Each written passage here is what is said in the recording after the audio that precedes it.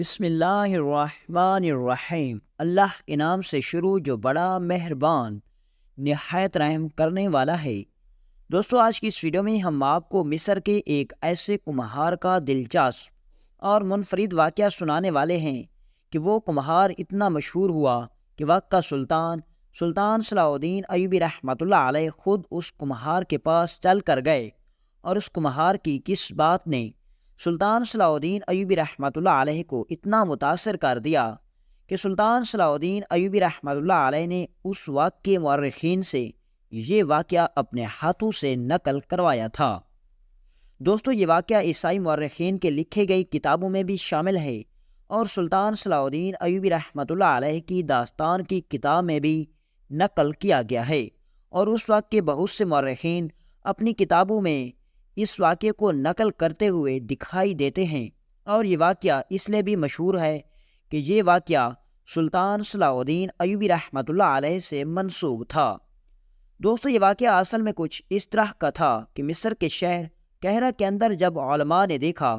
کہ چہرے کے اندر موجود عیسائی مسلمانوں کے لیے مشکلات پیدا کر رہے تھے، مسلمان علماء نے عیسائیوں کو بہت سمجھانے کی کوشش کی کہ تم اپنے حقوق کے مطابق اس سرزمین پر رہو، اپنی زندگی گزارو، لیکن ان عیسائیوں کے درمیان کچھ ایسے منافق لوگ تھے جو کہ مسلمانوں کے خلاف ان کو بھڑکاتے، اور اس کے بدلے میں وہ عیسائی مسلمانوں کو تکلیف دیتے، اور اگر آگے سے مسلمان جواب دیتے تو فساد اور جھگڑا پھیلنے کا خدشہ تھا۔ اور سلطان صلاح الدین ایوبی رحمۃ اللہ علیہ نے نیا تخت سنبھالا تھا، لہٰذا قاہرہ کے تمام علماء نے ساتھ مل بیٹھ کے یہ مشورہ کیا کہ مصر کے مشہور شہر قاہرہ کے سب سے بڑے مدرسے میں ایک اجلاس منعقد کیا جائے، اور جس اجلاس کی صدارت سلطان صلاح الدین ایوبی رحمۃ اللہ علیہ کریں گے، اور اس اجلاس کے اندر تمام علماء اپنی اپنی رائے سے سلطان صلاح الدین ایوبی رحمۃ اللہ علیہ کو آگاہ کریں گے، اور سلطان صلاح الدین ایوبی رحمۃ اللہ علیہ کو آگاہ کرنے کے بعد مل بیٹھ کر ایک متفقہ فیصلہ کیا جائے گا، جس کے مطابق اس پھیلتے ہوئے فساد اور خدشے کو ختم کیا جائے گا، اور کچھ ایسی بھی ترکیب بنائی جائے گی جو کہ ان عیسائیوں کے درمیان موجود غدار جو کہ عیسائیوں اور مسلمانوں کو آپس میں لڑوانے کی کوشش کر رہی ہیں، ان کو پکڑا جائے گا۔ اور اس لیے سلطان صلاح الدین ایوبی رحمۃ اللہ علیہ کو قاہرہ کے موجود تمام مشہور علماء نے خط لکھا، اور اس میں سلطان صلاح الدین ایوبی رحمۃ اللہ علیہ کو اس اجلاس میں آنے کی دعوت دی۔ جب بات آئے مسلمانوں کی بقا کی، جب بات آئے اسلام کی بنیاد کی، جب بات آئے اسلام کی بقا کی، تو سلطان صلاح الدین ایوبی رحمۃ اللہ علیہ اپنی جان دینے کے لیے تیار ہو جاتے۔ یہ تو محض ایک چھوٹا سا اجلاس تھا۔ خط پڑھتے ہی سلطان صلاح الدین ایوبی رحمۃ اللہ علیہ نے ایلچی کو بڑے ہی عزت و احترام کے ساتھ رخصت کر دیا،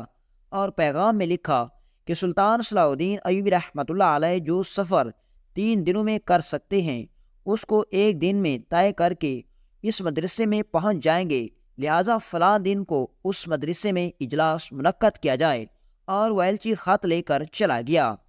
اور سلطان صلاح الدین ایوبی رحمۃ اللہ علیہ نے اپنے چند عام سپاہیوں کو، جو کہ سلطان صلاح الدین ایوبی رحمۃ اللہ علیہ کے سب سے خاص سپاہی تھے اور قابل وزیروں کو اپنے ساتھ لیا، اور مصر کے مشہور مدرسے کی طرف اپنا سفر شروع کر دیا۔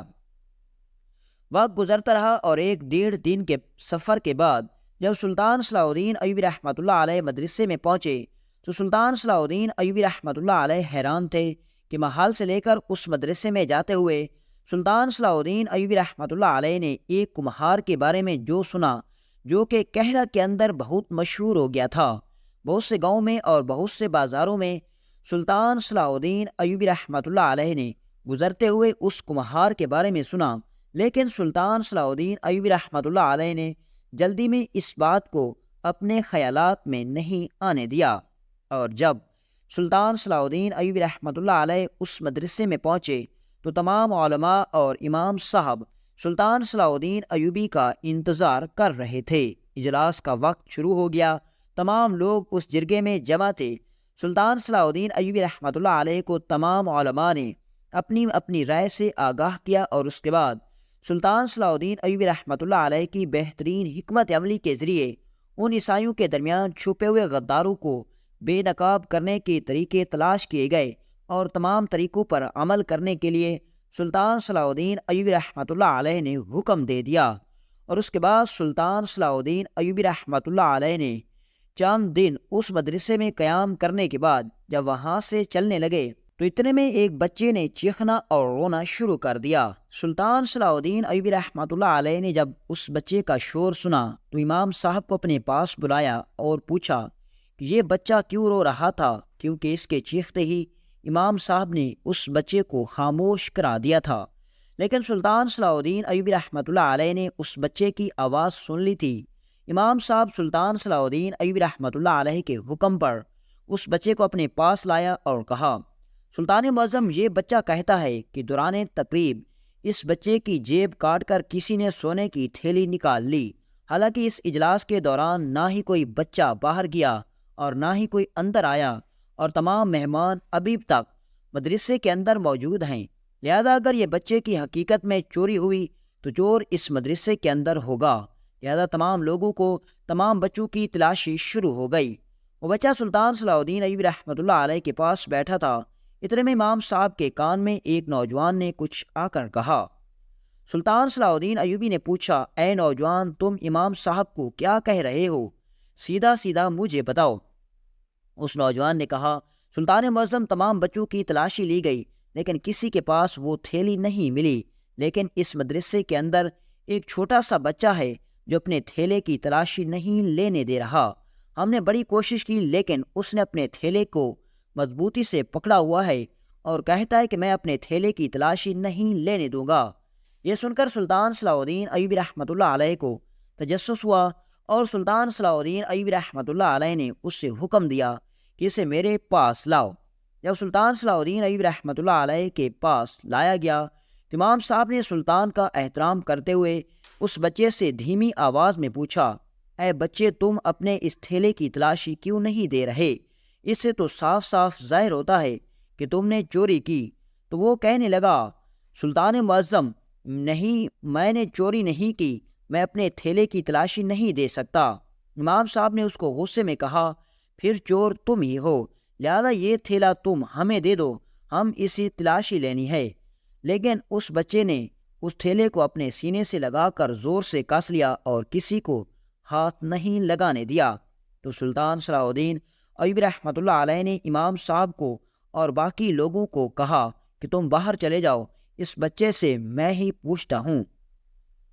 سلطان صلاح الدین ایوبی رحمۃ اللہ علیہ نے تمام لوگوں کو باہر بھیج دیا، کمرے کا دروازہ بند کر دیا گیا، اور اب اس کمرے کے اندر صرف وہی بچہ اور سلطان صلاح الدین ایوبی موجود تھے۔ سلطان صلاح الدین ایوبی رحمۃ اللہ علیہ نے اس بچے کو کہا، بیٹا، کیا آپ مجھے یہ تھیلا تلاشی لینے کے لیے نہیں دو گے؟ تو وہ بچہ رونے لگا، اس کی آنکھوں سے موٹے موٹے آنسو نکلنے لگے، اور کانپتے ہوئے ہاتھوں کے ساتھ اس نے وہ تھیلا سلطان صلاح الدین ایوبی رحمۃ اللہ علیہ کے آگے رکھ دیا۔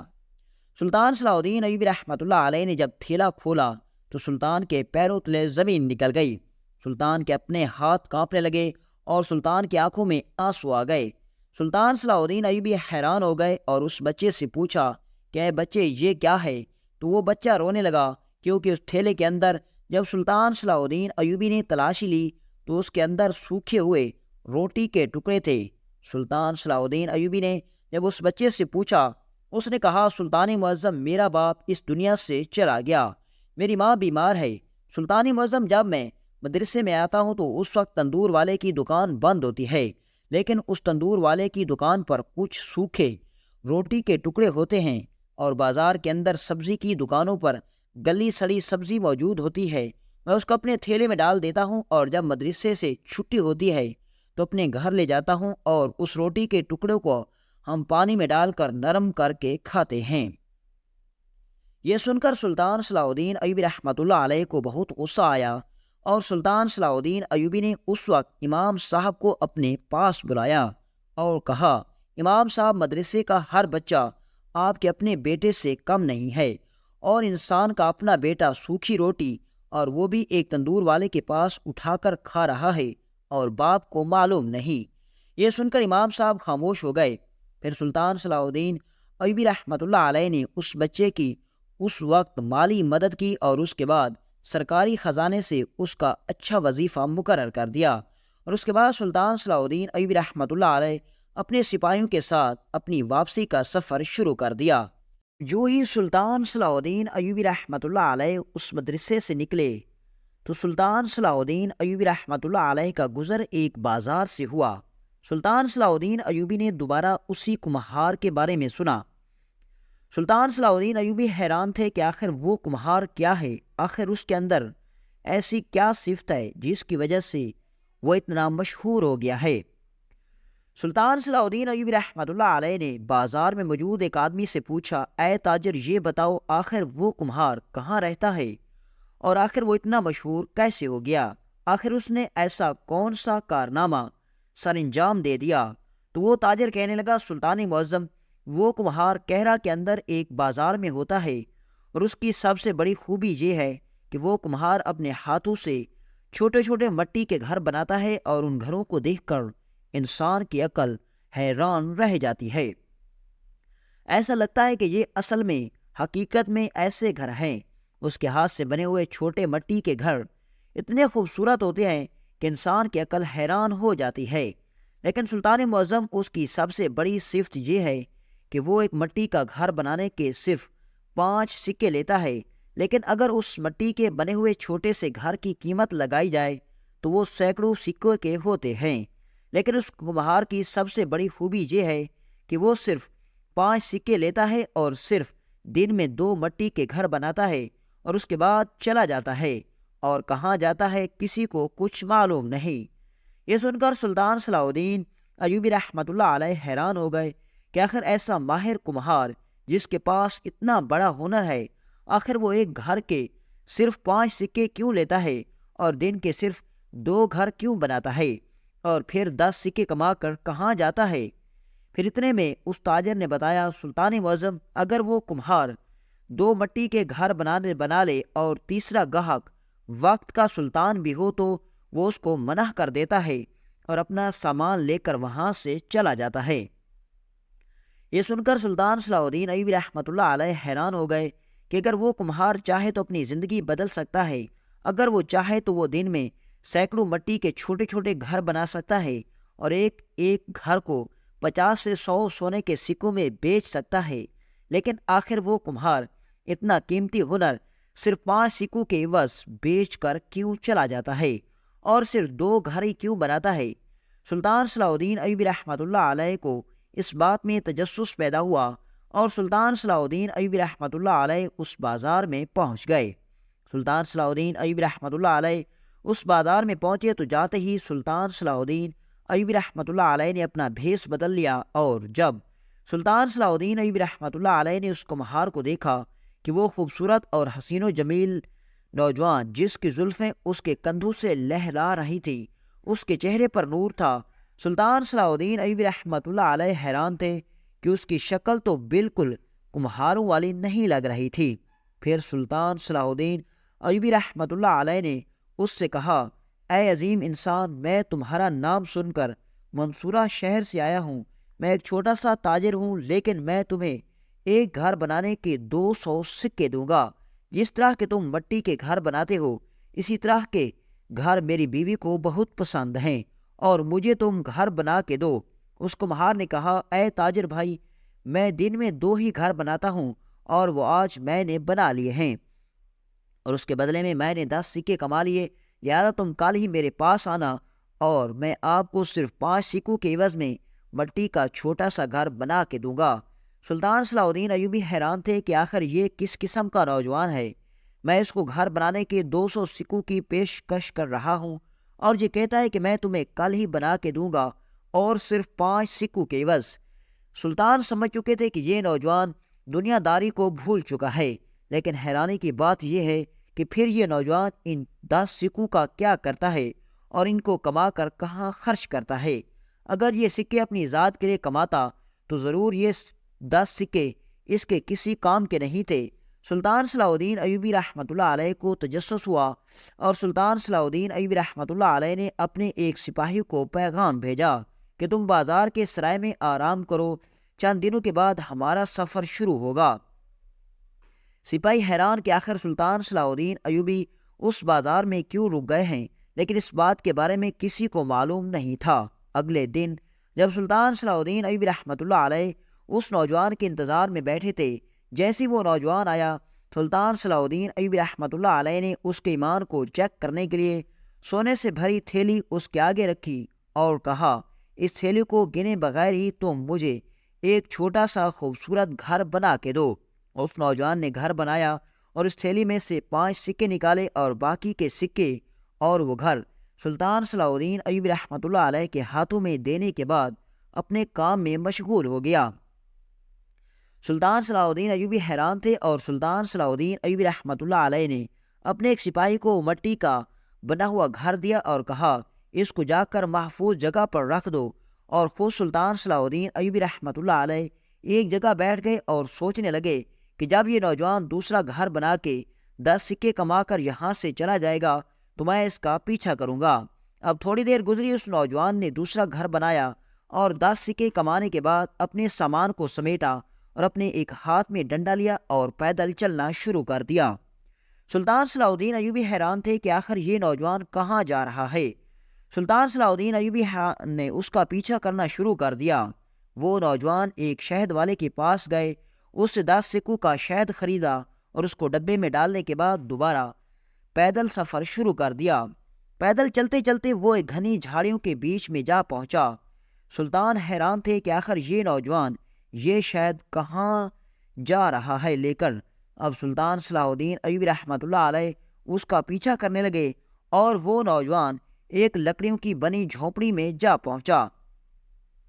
سلطان صلاح الدین ایوبی بھی اس جھونپڑی کے دروازے پر جا پہنچے۔ وہ نوجوان اندر چلا گیا اور جب سلطان صلاح الدین ایوبی نے پردہ ہٹایا تو وہ نوجوان ایک بوڑھے بزرگ کا منہ دھلا کر اس کو شہد پلا رہا تھا۔ وہ بوڑھا بزرگ اتنا ضعیف تھا کہ اس کا ایک دانت بھی نہیں تھا، لہذا اس لیے وہ کمہار اس کو کھانے کی بجائے شہد پلا رہا تھا تاکہ اس سے اس کو طاقت ملے اور اس کی سانسیں بحال ہو جائیں۔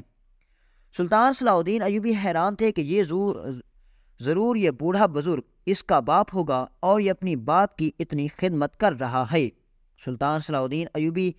رحمۃ اللہ علیہ تجسم سے آ کر جب اندر داخل ہوئے تو سلطان صلاح الدین ایوبی نے اس کمہار سے پوچھا، کیا تم مجھے پہچان گئے ہو؟ اس نے کہا، ہاں بھائی، میں ضرور تمہیں پہچان گیا ہوں، لیکن جب تم نے میرا پیچھا کرنا شروع کیا اور یہاں تک آ پہنچے تو یہ بات میں ضرور جانتا ہوں کہ تم کوئی عام تاجر نہیں بلکہ بہت بڑی شخصیت ہو۔ تو یہ سن کر سلطان نے کہا، تم مجھے اپنے چند سوالوں کے جواب دے دو، اس کے بعد تمہیں بتاؤں گا کہ میں کون ہوں۔ پھر سلطان نے اس سے پوچھا کہ جس طرح تم اس بوڑھے بزرگ کی خدمت کر رہے ہو ضرور یہ تمہارا باپ ہوگا۔ یہ سن کر وہ مسکرانے لگا اور خاموش ہو گیا۔ اتنے میں وہ بوڑھا بزرگ بولنے لگا اور اس کے ٹوٹے پھوٹے الفاظ سے یہ ظاہر ہونے لگا کہ وہ بوڑھا بزرگ اس کا باپ نہیں، حتیٰ کہ کوئی رشتہ دار بھی نہیں، حتیٰ کہ اس کمہار کے باپ کا قاتل تھا۔ سلطان صلاح الدین ایوبی حیران ہو کر اس کمہار سے پوچھنے لگے، کیا یہ واقعی بوڑھا بزرگ تیرے باپ کا قاتل ہے اور تم اس کی اتنی خدمت کر رہے ہو؟ آخر یہ کیا ماجرا ہے؟ تو اس نے کہا، اے بھائی، اس بوڑھے بزرگ نے واقعی میرے باپ کو قتل کیا، لیکن اس بوڑھے بزرگ کو قتل کرنے پر مجبور کیا گیا تھا۔ میرے باپ کو قتل کرنے کے بعد اس کے بیٹوں نے اس کو چند دنوں کے بعد اپنے گھر سے نکال دیا اور یہ بوڑھا بزرگ در بدر پھرنے لگا، حتیٰ کہ 20 سال تک یہ گلی محلوں اور جنگلوں میں سوتا رہا اور اس کے پاس کوئی ٹھکانہ نہ تھا۔ 20 سال بعد میں خواب میں اپنے باپ کو دیکھتا ہوں، وہ کہتا ہے، اے میرے بیٹے، جاؤ میرے قاتل کو جا کر فلاں درخت کے نیچے سے اٹھاؤ اور اس کو اپنی جھونپڑی میں لے جاؤ، اس کی خدمت اس طرح کرو کہ جیسے وہ تمہارا سگا باپ ہے۔ میں حیران تھا کہ آخر میرا باپ اپنے ہی قاتل کی خدمت کرنے کا کہہ رہا ہے، لیکن یہ راز تھا، میں نہیں جانتا تھا۔ نیند سے بیدار ہونے کے بعد میں سیدھا اس درخت کے نیچے پہنچا تو یہ بوڑھا بزرگ بری حالت میں وہاں موجود تھا اور میں نے اس کو اٹھایا، اپنی جھونپڑی میں لے آیا۔ 5 سال مجھے گزر چکے ہیں اور میں اس بوڑھے بزرگ کی خدمت کر رہا ہوں۔ جب میں 10 سکے کما لیتا ہوں اور 10 سکے کمانے کے بعد میں اس سے شہد خریدتا ہوں اور بوڑھے بابا کو پلا دیتا ہوں۔ میں اس دنیا سے عاری ہو چکا ہوں، مجھے اس دنیا کی کسی چیز سے کوئی مطلب نہیں۔ جب میں فارغ ہو جاتا ہوں تو میرا دن اور رات اللہ کی عبادت میں گزر جاتا ہے، اور یہ میری حقیقت ہے اور یہ میرا راز ہے۔ یہ سن کر سلطان صلاح الدین ایوبی رحمۃ اللہ علیہ حیران ہو گئے کہ آخر ایک نوجوان اتنا نیکوکار اور اتنا خدمت گزار کیسے ہو سکتا ہے۔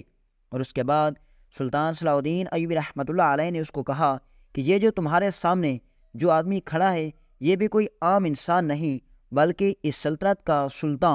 سلطان صلاح الدین ایوبی ہے۔ یہ سن کر وہ نوجوان سلطان صلاح الدین ایوبی رحمۃ اللہ علیہ کے قدموں میں گر گیا، اور سلطان صلاح الدین ایوبی رحمۃ اللہ علیہ نے اس کو اٹھایا اور اپنے سینے سے لگایا، اور اس کے بعد سلطان صلاح الدین ایوبی رحمۃ اللہ علیہ نے فرمایا، اے نوجوان، بے شک تمہیں اس خدمت کا صلہ یہاں نہ ملے لیکن اللہ کے ہاں تمہارا بہت بڑا مرتبہ ہوگا۔